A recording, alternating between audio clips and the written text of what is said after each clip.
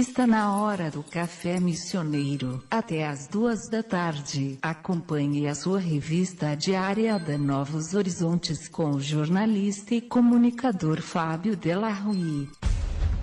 13h02, a temperatura em Santo Ângelo é de 18 graus e começa agora mais uma edição da Conexão Esperato. O Café Missioneiro transforma-se no melhor programa de informações sobre a nossa economia. No estúdio, Felipe Fontana e em Miami, Eliseu Mânica Júnior. Está começando então a Conexão Esperato.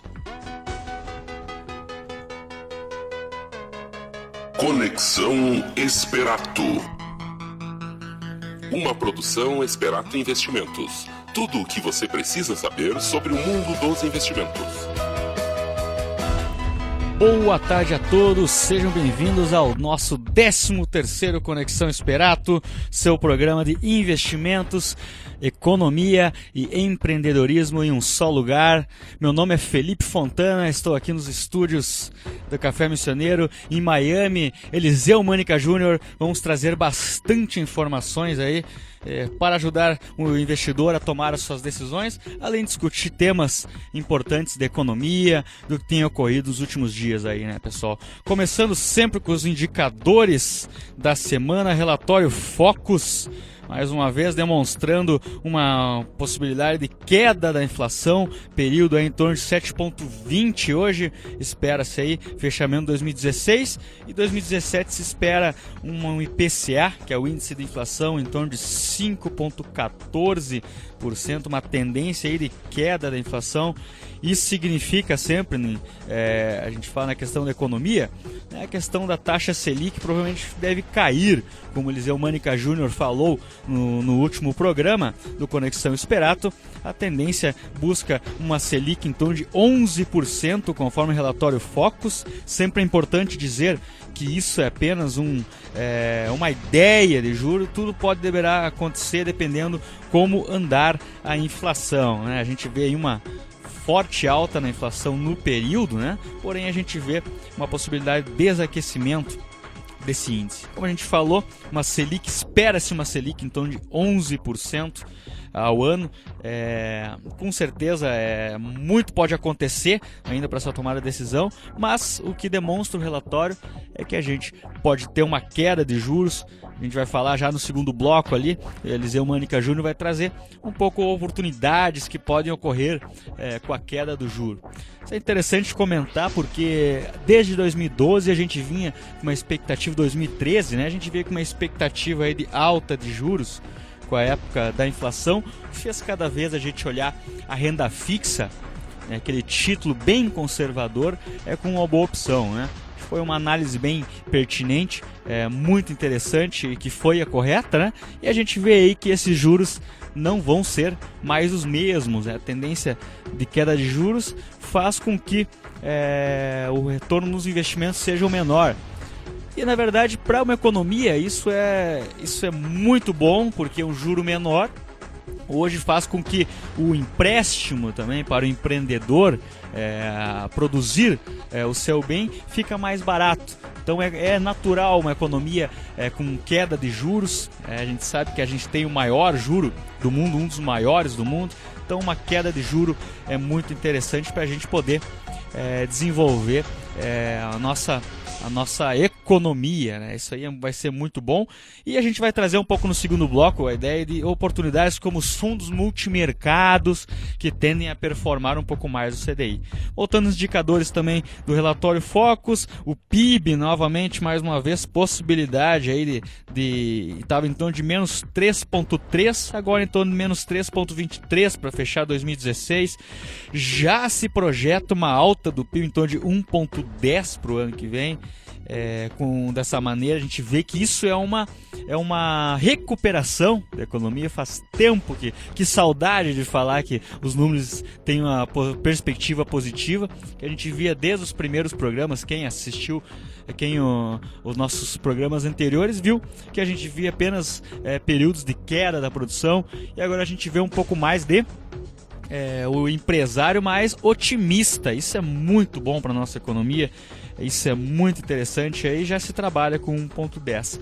Importante citar o que Henrique Meirelles falou essa semana passada, se o PIB crescer em 2017 em torno de 2%, não haverá aumento de tributos, né? Então, tomara que a gente tenha uma boa recuperação na nossa economia, que a gente possa aí voltar os números anteriores aí de toda essa queda que nós tivemos nesse período, né? A produção industrial novamente também deu uma queda, isso demonstrou uma queda nesse período, pequena, porém uma queda no período, demonstrando aí que deu um desaquecimento, né? Porém, sempre olhando essas questões aí do relatório Focus, né, pessoal? Sempre comentando a questão da taxa Selic, como ela fica mais barata para o investidor, no momento que ela para quem busca empréstimos quando cai, né? Então é interessante a gente verificar isso, né? A expectativa de juros também.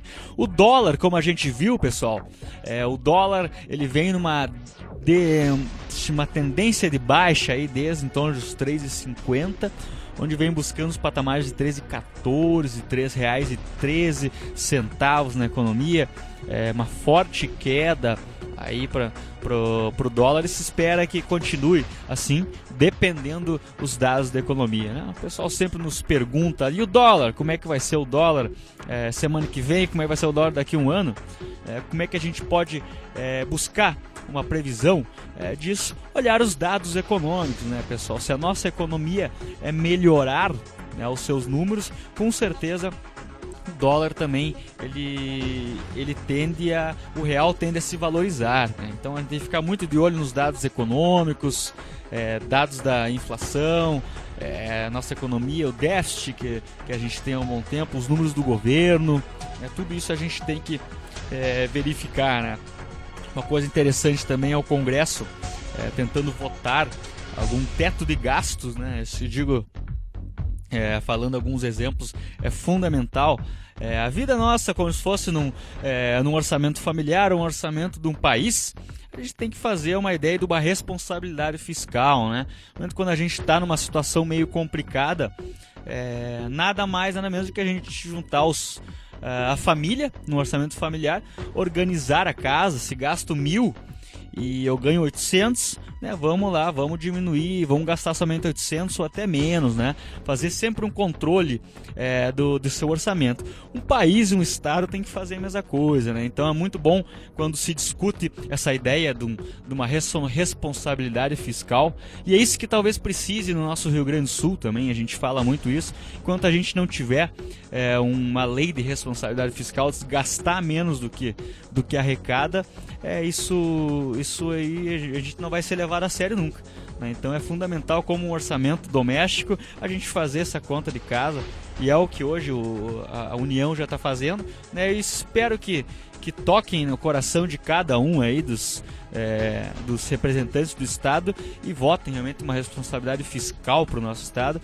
para a gente gastar menos do que ganha, né? Isso aí é a única certeza para quem quer investir no longo prazo em algo, né? Então isso é interessante verificar. E enquanto isso, se no momento que a gente tem uma responsabilidade fiscal, a gente busca mais credibilidade na economia. Isso é importante dizer, porque aí as pessoas investem aqui. A gente falou há 3 programas atrás, né, sobre o mercado financeiro e como o Brasil é uma oportunidade. Isso fez com que a nossa bolsa subisse também, somente o clube de investimentos nosso, então no mês estou de 18% no mês, né? É que o Brasil era a bola da vez, né? É só a gente se organizar que o dinheiro vem, né? Respeito aos contratos, respeito ao investidor, respeito ao empreendedor que gera emprego, que produz. E ao mesmo tempo lá fora a gente vê uma Europa com juro negativo, né, com o Brexit aí, que gerou uma incerteza na economia. Então, e a gente, como tem o maior juro do mundo, e nosso país é riquíssimo, né, é só a gente organizar a casa que a gente vai longe, né? Um exemplo que saiu na Valor Econômico até de ontem, né, o jornal Valor Econômico, principal, o jornal hoje do país em economia, é a questão dos chineses agora entrando nas elétricas, comprando a ideia da privatização das elétricas, que houve talvez uma maiores crises da história no governo anterior de Dilma, né, onde houve realmente as estatais, todas as estatais tiveram fortes prejuízos. Então, isso aí gerou um problema de caixa, né, e agora elas estão começando a se organizar para poder, na própria bolsa a gente vê isso, um fluxo de caixa, começar todo um trabalho, né? Tivemos aí uma forte crise nesse setor e agora realmente o Estado fazendo o correto, passando para a iniciativa privada, buscar um pouco, buscar mais eficiência para a gente crescer, né? Então é importante citar todos esses fatos, as elétricas agora sendo privatizadas, provavelmente muitas vai passar para a iniciativa privada, isso sempre é bom porque busca mais eficiência, né? Busca aí algo que já uma eficiência mais energética, algo para a gente pensar aí nos próximos 20 anos, né? Então muito bom essa questão da expectativa aí da nossa economia aí, né? Portanto, um dado também que a gente traz aqui que saiu no Valor Econômico, né? A questão dos grãos que sofrem também um pouco com a queda do dólar, né? A gente falou em alguns programas anteriores, se tivesse só a combinação do soja subir um pouquinho, em torno aí de 11 o bushel, né?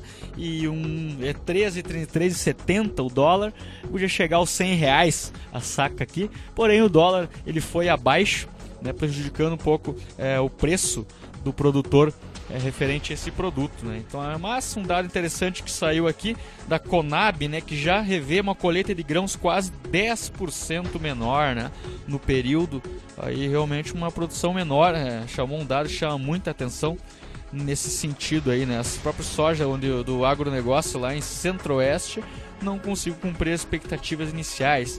Então, com certeza, teve um problema no milho, como a gente viu essa forte alta no milho aí nesse período, pressionando os preços para cima. A questão do clima, houve uma forte...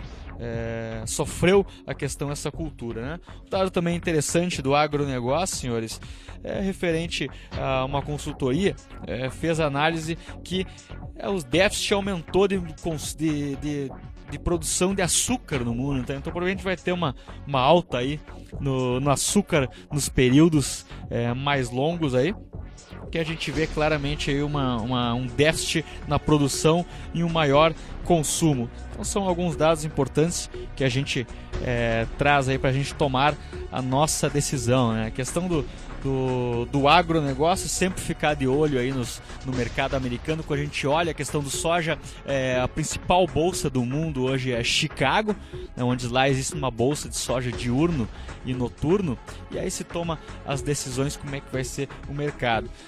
Como a gente comentou programas atrás, a questão do soja, sempre um analista de soja olha a questão da demanda mundial, onde o maior produtor, o maior consumidor hoje é a China, é o principal consumidor hoje, não há dúvida disso.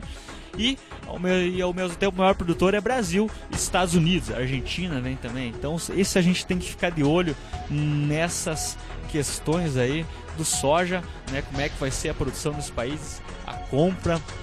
É muito importante citar, né? Um dado muito interessante que saiu, que o soja está começando a ser bastante utilizado nas nossas indústrias aqui no Brasil, sem mandar esse soja in natura para lá, para a China. Então isso é uma notícia muito boa que a gente também vem falando, de gerar valor ao nosso principal produto, não mandar ele cru, né? Vamos gerar valor, vamos utilizar uma ideia de manufaturar, gerar valor a isso, porque isso gera emprego e gera um preço muito maior depois na venda. A gente não fica ligado muito ao mercado internacional.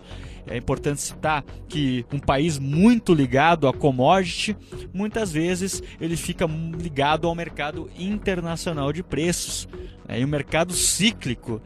Por isso que a gente sofre tanto em um país emergente, porque o nosso principal produto que a gente consome é o soja e até o petróleo, né? Então a gente fica muito ligado ao mercado internacional.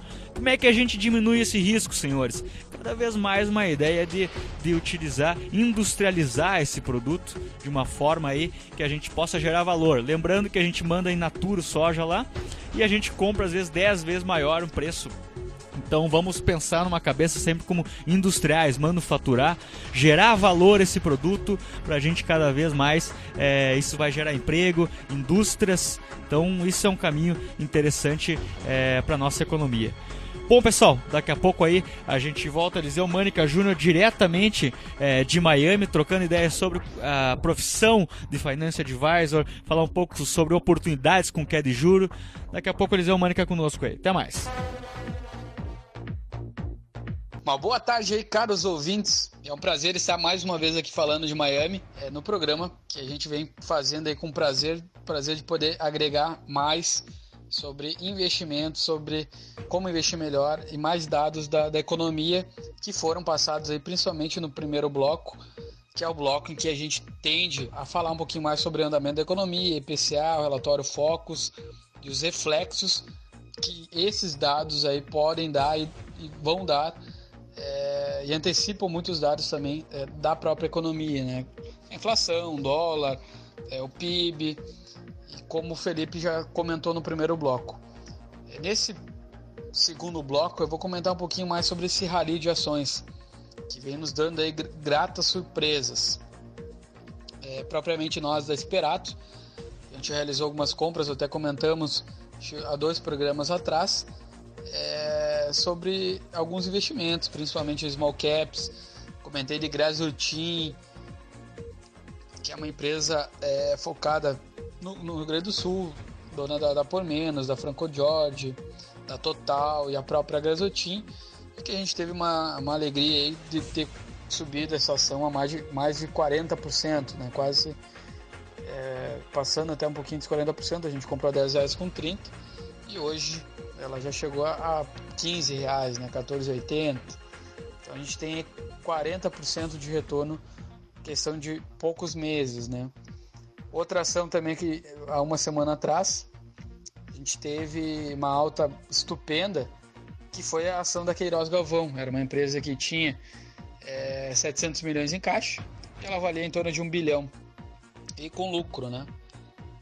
E então essa ação acabou subindo em apenas um dia 52%. E a gente tinha essa ação, era a maior posição num clube de investimentos que nós temos na Esperato, e foi uma surpresa daquelas que a gente não está muito acostumado a ter, né? Então uma alegria muito grande.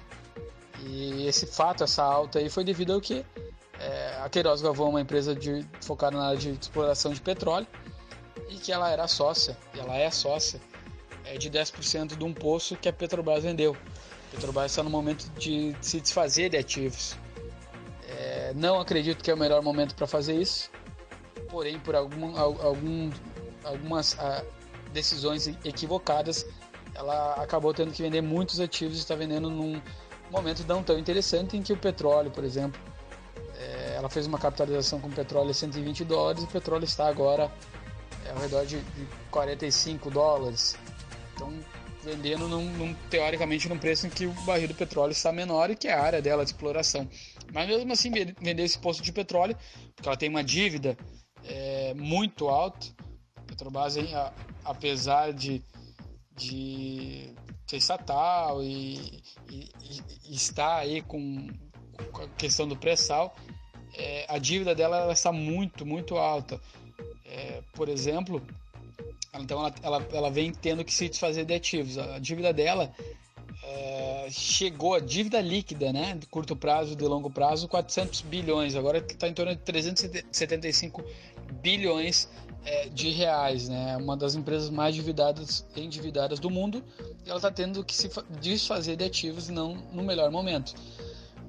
Mas para a empresa Queiroz Galvão, que era a empresa que a gente tem, que era a área de petróleo também, ela tinha caixa, não tinha dívida, tinha em torno de 70%, 60% do valor dela em grana, em caixa.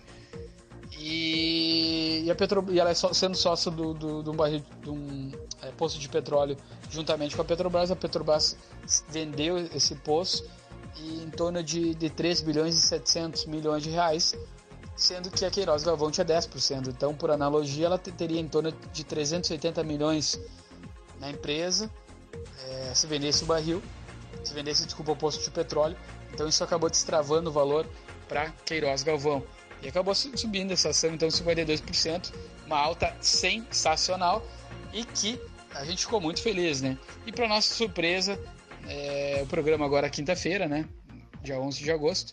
Mas para nossa surpresa, no dia 10 de agosto, na quarta-feira, compramos uma ação da Positivo Informática, e primeiro dia aí ela acabou subindo 36% e veio com resultado excelente, muito bom. Era uma empresa que está focando em produtos com maior qualidade, é uma empresa que está vendendo para o exterior. Apesar de eu propriamente, pessoalmente, não ver a Positivo como uma marca de tanta qualidade, ela está tornando-se uma empresa de qualidade, focando na marca Vaio, focando na marca Quantum, vendendo para a Argentina, para a Ruanda, então ela tem um balanço muito bom e acabou subindo também 36% somente em um dia. Lembrando que todas essas altas aí foi porque os ativos estavam descontados e a gente está vivendo um momento que pode ser um momento marcante e um momento histórico em termos de virada. Tivemos esse momento depois um momento parecido com o Collor, a saída do Collor, e em 94 depois o início do Plano Real, em que subiu mais de 3.000% a Bolsa de Valores. A Bolsa de Valores é onde os resultados, a economia ela é antecipada rapidamente, os dados reais da economia, digamos assim. E alguns índices, alguns indicadores, leading indicators, estão dando esses sinais, né? Que sinais, por exemplo? Confiança do consumidor, a confiança da indústria. Então, isso voltou a subir, e isso é considerado um indicador antecedente, que traz alguns dados sobre como vai ser a economia daqui 6 a 8 meses, como ela tende a funcionar. A gente também vê uma previsão do PIB acima de 1% para 2017, e a economia voltaria a crescer depois de 2-3 anos aí, que a gente viveu economicamente, é o nosso foco aqui do programa, um dos piores momentos da história brasileira, né? Em termos econômicos, em termos de crescimento de PIB, que é importante também a gente analisar esse lado. Não é o principal fato, mas que tem um grande peso aí em termos econômicos, né? E a gente vem notando então esses indicadores antecedentes com bons dados, né?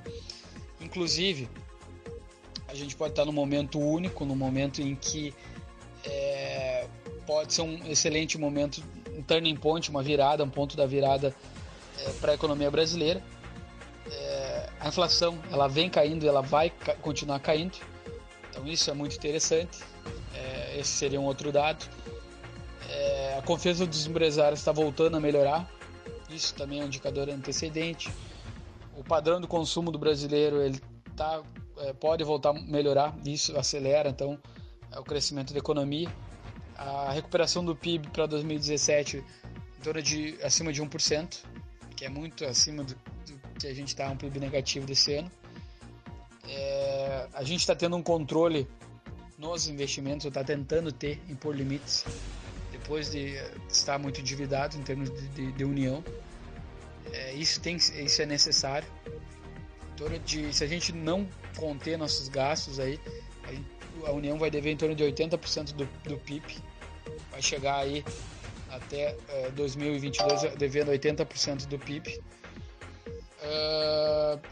A equipe econômica que entrou, ela é excelente, ela é de um tarimbe, ela é de uma respeitabilidade em termos de mundo, que traz mais credibilidade na consecução da melhoria do Brasil aí, dessa questão da crise, né, para se recuperar da crise. Foi votado o afastamento definitivo da Dilma, sem falar em politiquês, mas coincidência não foi o período que ela estava e que foi o pior período da economia. Então a gente não quer discutir política aqui, apenas fatos. Tanto é que o dólar despencou, ou seja, o real se valorizou, foi a moeda que mais se valorizou, uma das moedas do país emergente mais se valorizou no mundo. Isso é fato, isso aconteceu. Eu não estou aqui para julgar política, né? Somente dados e fatos. Então o real se valorizou, nenhuma moeda então se valorizou mais do que o real, país emergente, né? Tendência de vir trilhões de dólares, porque tem muito dinheiro no mundo, e vem para a economia real, vem para investimento estrangeiro direto, que tende a aumentar com a confirmação do impeachment. A gente já comentou em programas anteriores que teria um fluxo aí acima de 50 bilhões de dólares para entrar no Brasil. Esse fluxo entrou nos últimos 2 meses, já entrou uma parte, já vem entrando desde a possibilidade, um mês de afastamento.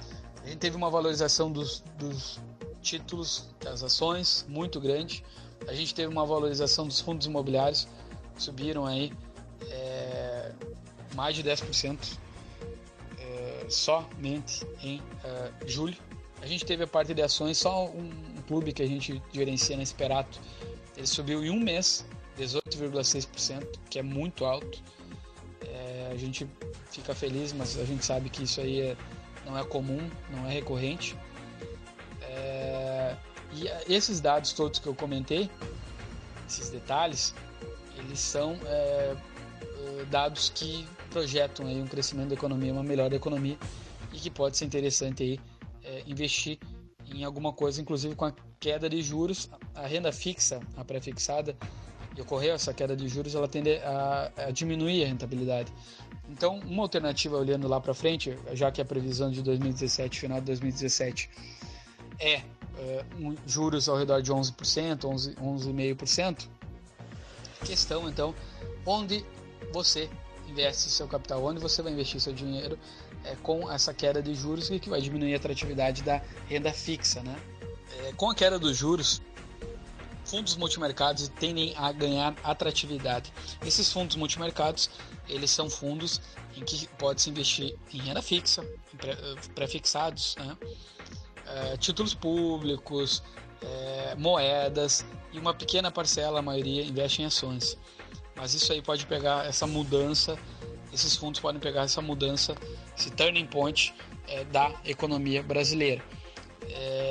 São fundos, tem muito fundo bom. O que olhar nesses fundos? Taxa de administração, procurar ver não somente a rentabilidade do fundo nos últimos 3, 5 anos, mas no mínimo 2, 3 anos, mas também verificar a taxa de administração, porque tem fundos multimercados, fundos de grandes marcas, bem conhecidos do público, que tem uma taxa de administração muito alta. Então sempre comparar antes de investir. Quer um exemplo? Fundo aí de um grande banco vermelho, e que ele tem uma taxa de administração de 5,5%. Só que uma renda fixa ela paga no máximo aí 14, 13% ao ano. Então quer dizer o quê? Só em taxa de administração há uma retirada, não uma retirada, mas um pedágio, digamos assim, porque paga, o cliente é quem paga essa taxa de administração, mais de 30%. Então quer dizer o quê? 30% do retorno está sendo pago em taxas. Então é útil sempre comparar, né? E como é que o pessoal atrai os cotistas desse fundo? Via sorteios, via brindes, via alguma coisa do gênero. Só que sempre focar em rentabilidade, em procurar ver as taxas e comparar. Então um fundo multimercado, ele é interessante comparar taxas, comparar rentabilidade, e são fundos que numa queda de juros eles tendem gestoras conhecidas, gestoras com boa administração, tendem a andar muito mais do que propriamente um mercado que já está começando, aí o mercado começa a precificar uma queda de juros, e isso vai diminuir a rentabilidade da renda fixa, né? A gente não pode esquecer que mesmo essa taxa de juro caindo no Brasil, ela é uma das mais altas do mundo. Por exemplo, aqui nos Estados Unidos, onde eu estou, o retorno anual é em torno de 1,5% a 2% ao ano. Então quer dizer o quê? Isso para título longo, 1,5% a 2% ao ano. E no Brasil a gente tem ainda 13%, 14% ao ano, 14,25% é a Selic. Então líquido vai pegar aí uns 13% ao ano, e que se cair os juros a 11%, que é o que o mercado acredita, igual vai estar muito acima, por exemplo, de uma taxa norte-americana, né, que é 2,5%. Mas numa queda de juros, é bom o investidor começar a pensar em fundos multimercados. Outra coisa, resultados. Vou comentar um pouquinho sobre o resultado das ações.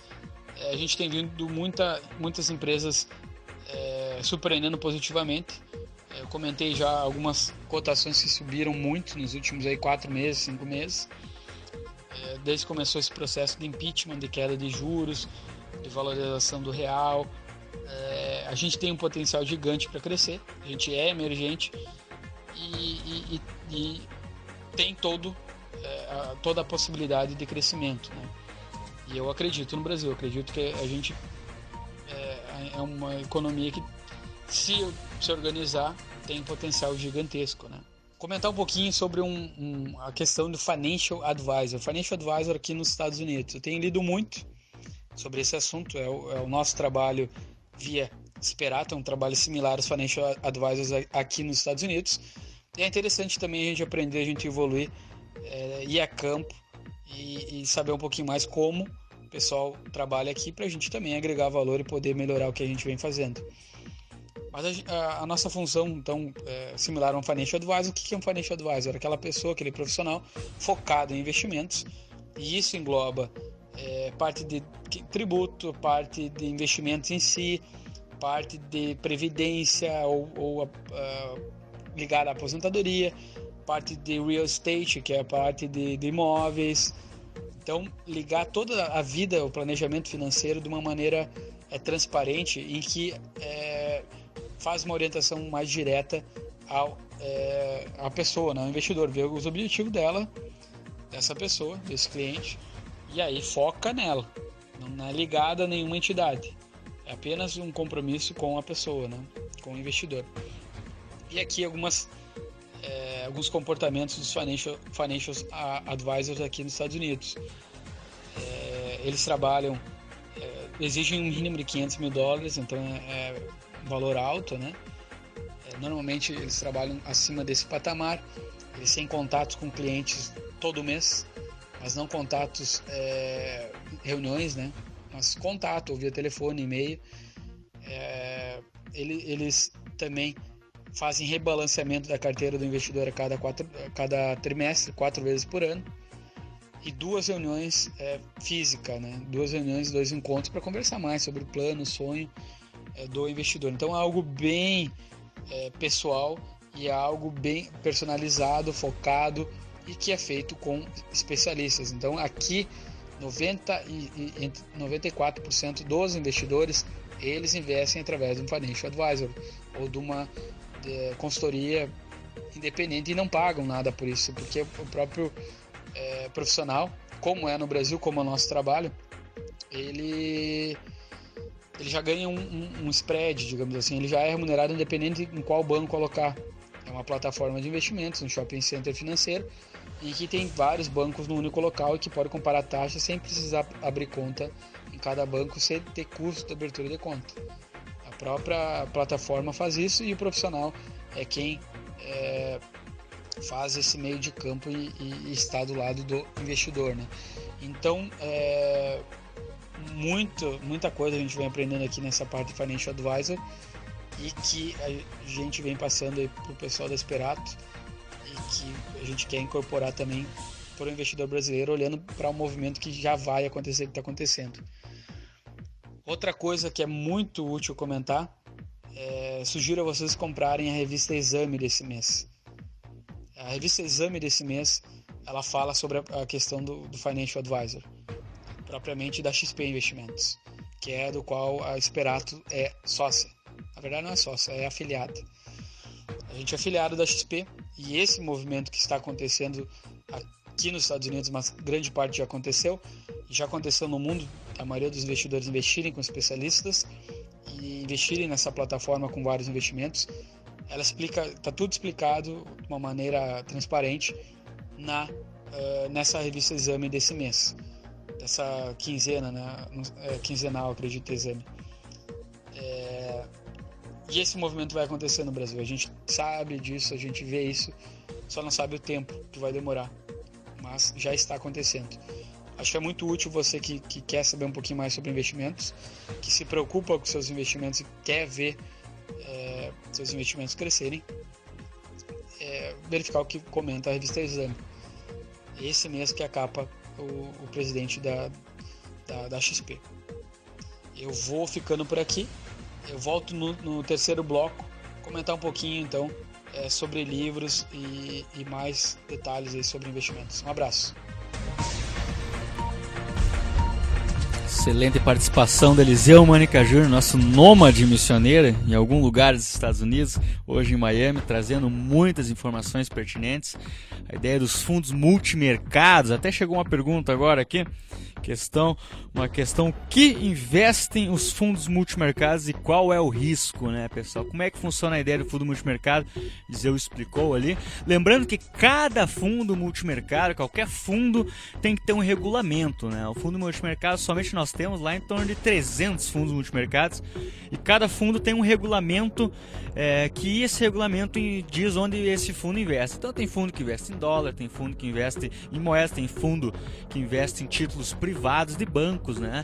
Então existem fundos onde investe 80% em títulos públicos federais e 20% dilui em crédito privado e ações. Então isso é interessante na nossa plataforma, que num só lugar tem mais de 200. A ideia cada vez mais é a gente buscar, né, os analistas da XP, analistas da Esperato, buscam ali uns 10 a 15 fundos interessantes para a gente investir.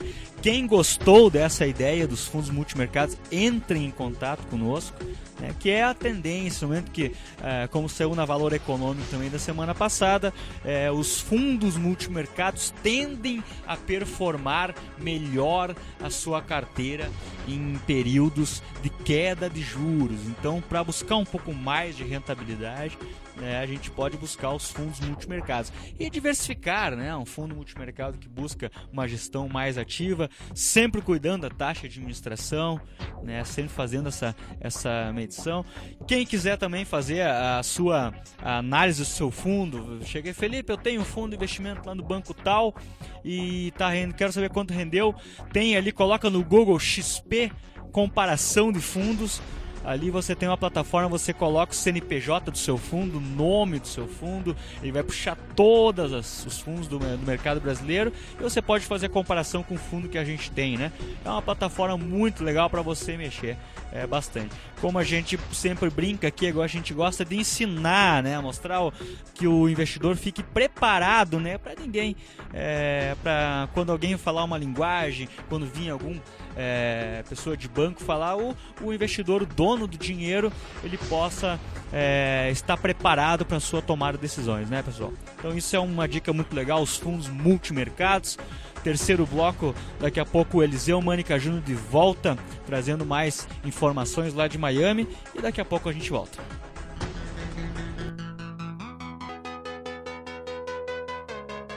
Conexão Esperato.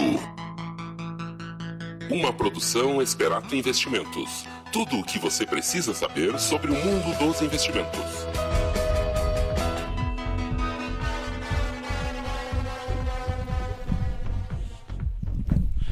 De volta então ao nosso terceiro bloco, aqui no Café Conexão Esperato, trocando ideia. Eliseu Mânica Júnior daqui a pouco ali, fazendo o fechamento aí, trazendo a questão do livro, falando um pouco aí da questão desse terceiro bloco aqui, a gente falou sobre o multimercado, toda a ideia aí de como investir. Eliseu Mânica Júnior também falou da questão da revista Exame desse mês, que saiu sobre o modelo XP, que vem para cada vez mais trazer uma forma, mudar como a forma do investidor investe o seu recurso, né? Antigamente era toda aquela forma de investir em bancos e agora não, né? O dono do dinheiro que manda o que fazer, né, com o dinheiro, né? Isso é o modelo XP, onde você tem mais de 30 bancos em um só local, 400 fundos de investimento e um assessor lá trabalhando de uma forma ativa, né, para que o investidor invista melhor o seu dinheiro, sempre investindo em educação financeira. se isso é fundamental, toda essa questão aí ensinar a educação financeira para que tenhamos uma boa rentabilidade, possa entender os outros produtos financeiros. Como a gente falou, temos mais de 600 bilhões de reais em poupança, 500 milhões aqui em Santo Ângelo, né? E é um dinheiro aí que vem perdendo para a inflação. Então esse modelo vem para trazer uma forma aí de render melhor o seu recurso, pensar na aposentadoria, investir em novos negócios, mostrar a ideia dos fundos multimercados, que hoje é conhecido por poucos investidores, pode trazer uma rentabilidade melhor. Debentures também são títulos de empresa, então o modelo cada vez tem essa linha aí, né? Essa questão aí. Bom, Eliseu Mânica Júnior lá vai trazer, vai fechando o bloco diretamente de Miami. Daqui a pouco voltamos ao estúdio aqui conosco. Pessoal, voltando para o terceiro bloco, normalmente nesse terceiro bloco a gente indica livros ou livro que a gente está lendo, né? E eu quero comentar um livro que eu não terminei de ler, mas eu acredito que tenha certeza que vale a pena ser comentado. É o livro Abundância, O Futuro é Melhor do que Você Imagina, do Peter Diamandis. Esse livro, ele é um livro que estou gostando bastante, e ele é um livro que fala sobre otimismo. Fala sobre a tecnologia, que a gente está avançando de uma maneira exponencial. Por exemplo, de 1 a 30, você chega a 1, 2, 3, 4, 5, chega a 30. Mas se você contar os números e fazendo de maneira exponencial de 1 a 30, de 1 a 30 chega a bilhão de maneira exponencial. Então a tecnologia está assim, ela está crescendo de uma maneira exponencial, e que a gente já está vivendo essa revolução. E que o mundo, sim, ele está melhor. O livro utiliza, por exemplo, dados, por exemplo, cases. Por exemplo, uma criança com celular hoje, na África, por exemplo, pobre, teoricamente é um continente pobre, ele tem uma comunicação muito melhor com o celular do que o presidente dos Estados Unidos, por exemplo, um presidente brasileiro há 25 anos atrás. Há 25 anos atrás, é só uma geração a cada 25 anos. Comenta, por exemplo, algumas inovações, como o Slingshot, que é uma máquina em que ela consegue limpar água suja para água potável, e o litro custa menos de um centavo. Comenta também sobre no Brasil não tem tanto, mas está começando a ter, que são os filantropistas, né? A gente vê muito cara que é Bill Gates, Warren Buffett, a gente vê nos Estados Unidos, que fazem, devolvem para a sociedade o que eles receberam, né? Inclusive o Buffett, abrindo um parênteses, o Buffett comenta sobre a loteria do útero premiado. O que é isso? É uma teoria que ele tem, que ele comentou, pelo menos, não sei se é dele, mas que ganhou destaque através dele, que o Warren Buffett é o terceiro mais rico do mundo. Ele ganhou tudo porque ele é um gênio das finanças, investimento em ações principalmente, e comprar e vender ações, né? E ele comentou: se eu tivesse nascido na África, por mais que eu tivesse esse talento, eu nunca teria me desenvolvido. Então a loteria do útero premiado é porque ele vive numa economia madura nos Estados Unidos, nasceu aqui e nasceu com esse talento que ele aprimorou através de transpiração, que também não adianta nada sem ter uma facilidade em alguma coisa se você não desenvolver, né? Não transpirar, não se dedicar. Mas vem aumentando o número de filantropistas, a tecnologia vem se tornando um crescimento exponencial. O celular ele está cada vez mais barato, a comunicação está mais barata, o conhecimento hoje ele não é como antigamente, há 200, 300 anos atrás, em que era um rei ou pessoas com grande posse que tinha uma biblioteca e aí ficava fechada lá a biblioteca, o conhecimento era só dessa pessoa. Hoje o conhecimento está disponível para todos, a gente vem vivendo mais, tendo um desenvolvimento, e esse livro é contra os pessimistas, mostra através de dados, detalhes, fatos, que o futuro ele vem melhorando, que o futuro a gente vem consumindo, se alimentando melhor. Inclusive a gente se alimenta muito melhor do que há anos atrás, e é citado no livro. Então, comenta que hoje, com conhecimento disponível, a gente tem todo o potencial, qualquer pessoa, eu, você que está ouvindo, de transformar o mundo, de mudar o mundo. Claro, o mundo nosso que nos odeia, nossa comunidade, mas que já é uma mudança e que é possível.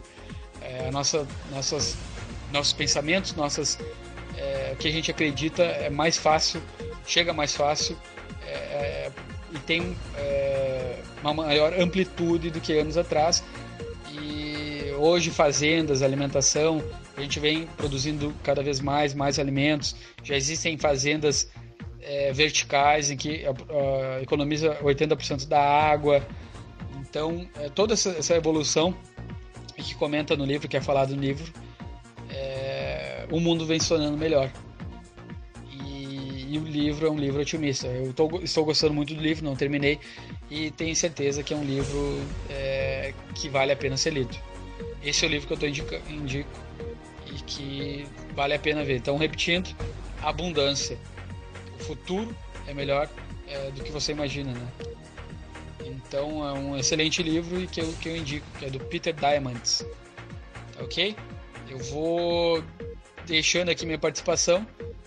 Comentei um pouquinho, então, recapitulando sobre o fundo multimercado, sobre ações, sobre resultados, sobre a economia brasileira. A gente está num turning point, está num ponto da virada, é importante verificar isso. Comentei sobre fundo multimercados que ganham com uma queda dos juros, que é o que provavelmente irá acontecer. A gente tem que olhar antes dos fatos acontecerem. Comentei sobre o Financial Advisor aqui nos Estados Unidos, que a gente tem visto algumas coisas, né, na área, e que esse movimento vem crescendo no Brasil, no mundo, mas no mundo já aconteceu. E peço para você para dar uma olhada na revista Exame, que está nas bancas, que a capa fala mais sobre esse movimento aí de investimentos, tá ok? Felipe, é com você aí no estúdio. Agradeço, Felipe. Um abraço aí pro pessoal, um abraço para você, ouvinte. Fábio, também agradeço o espaço. Valeu! Grande Eliseu Mânica Júnior, trazendo sempre informações pertinentes para a tomada de decisão. Grande abraço, Eliseu, diretamente de Miami, falando, como a gente falou, dos fundos multimercados, oportunidades de ações, mercado financeiro por um todo, esse modelo, né? Como ele falou, não esqueça de verificar Exame desse mês, uma boa reportagem da revista Época também, falando com a nossa economista-chefe, Zeina Latif. Então, muita informação para a gente tomar a correta decisão financeira, né? Como a gente fala, viemos para mudar a forma como o brasileiro investe, né? E nós aqui da Esperato, a gente também segue esse modelo desde 2011, acreditando aí na educação financeira para mudar um país, né? Primeiramente, também gostaria de mandar um abraço, os parabéns ao pessoal da Junior Achievement, né? Do Rodrigo Zuc, que teve a formatura semana passada. As entidades estiveram lá também presentes, foi na URI, onde os jovens passaram pelas agonias, pelos grandes desafios e pelas vitórias e sucessos da vida do empreendedor, né? Então, o modelo Junior Achievement aí, muito bem recebido nas escolas. Tomara que saiam aí vários empreendedores. A gente sempre diz, é o empreendedor que vai mudar o mundo, é o empreendedor que vai salvar o Brasil. Empreenda, né? E quando a gente fala para o empreendedor, não é apenas a gente abrir empresa ou não, e sim você pode ser empreendedor como funcionário, né? Você sempre buscando a proatividade, a busca pela livre iniciativa, sempre fazer o melhor de uma forma eficiente, é ser empreendedor. Não precisa exatamente dar um peitaço, o pessoal pensa que é muito isso, né? Então seja eficiente naquilo que é bom. Indicação de livro, então, aqui, um livro que já estou na metade, muito bom aqui, Tríade do Tempo, de Christian Barbosa, um livro aí onde ele faz uma gerenciamento do tempo. Ele divide aí a questão do tempo em 3 coisas: importante, urgente e circunstancial, né? E nesse livro ele fala de muitas ferramentas de auxílio para a gente gerenciar melhor o tempo.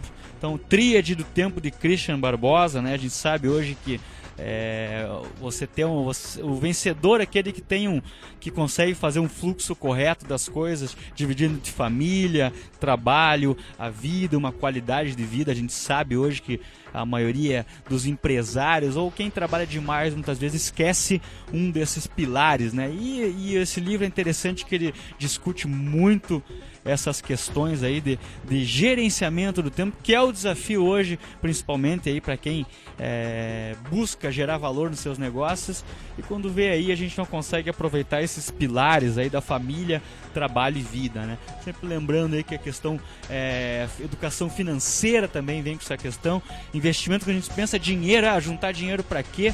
A lógica do investimento é nada mais do que a gente buscar prosperar cada vez mais, trabalhando com os juros compostos, tempo e rentabilidade, para que a gente tenha uma qualidade de vida melhor. Então a lógica da educação financeira você buscar esse equilíbrio, né? Cada vez a gente diminuir o ritmo, fazer com que o trabalho se transforme em ativos e os ativos transformem-se em renda, para a gente cada vez mais ter uma qualidade de vida e uma prosperidade financeira na nossa vida. Então o dinheiro é nada mais do que isso, né? Muitos usam aquela frase do não vou levar o dinheiro pro caixão, então vou aproveitar minha vida. Na verdade, a gente consegue fazer um equilíbrio aí entre uma boa gestão do dinheiro, do recurso, para que cada vez a gente tenha uma qualidade de vida melhor para nós e para nossa família, né? Então esse é o desafio, livro então Tríade do Tempo, de Christian Barbosa, aí a gente falar.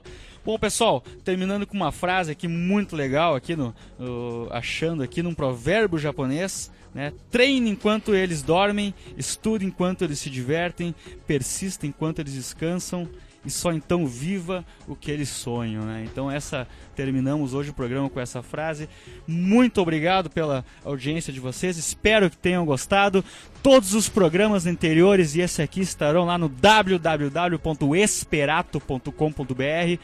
Fiquem com Deus, e daqui 15 dias a gente volta, nós aqui do estúdio e Eliseu Mânica Júnior em algum lugar da América. Abraço a todos, até mais.